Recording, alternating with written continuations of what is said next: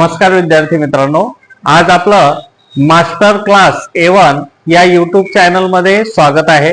आज मित्रांनो स्पर्धा परीक्षेचा आणखी एक नवीन प्रश्न आपण घेऊन आलेलो आहोत आणि तो म्हणजे वर्तुळाची त्रिज्या 10 ने वाढवली असताना त्याचे क्षेत्रफळ किती टक्क्यांनी वाढेल। स्पर्धा परीक्षेमध्ये हा प्रश्न हमखास विचारला जातो। तर बघा, यात फक्त आपल्याला एकच संख्या दिसते 10, त्या व्यतिरिक्त काहीही दिसत नाहीये। मग पण जरी हा प्रश्न कठीण वाटला तरी याला सोडवणं कसं आहे, सोपं आहे। तर ते कसं सोपं आहे आता आपण बघूया। जे गणित आहे ते सेकंदामध्ये सॉल्व्ह करूया। तर जेव्हा असा प्रश्न विचारला जातो मित्रांनो आणि एकच अंक दिलेला असतो, त्यावेळेस काय करायचं की ह्या 10 ला काय करायचं, एकदा प्लस करायचं। एकदा काय करायचं, प्लस 10 प्लस 10 म्हणजे 10 अधिक 10 हे करायचं।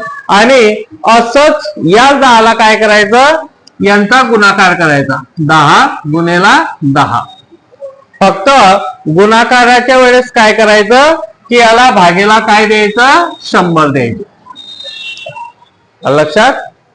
आता बघा, हा 0 गेला, हा 0, हा 0 गेला, हा 0, इथे किती राहिला रे, 1 राहिला। आणि यांची जर बेरीज केली तर इथे किती येईल, 20।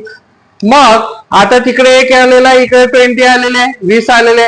मग हे 20 प्लस 1 काय करायचं, यात हा काय करायचा, प्लस करायचा। उत्तर तुमचं आलं 21।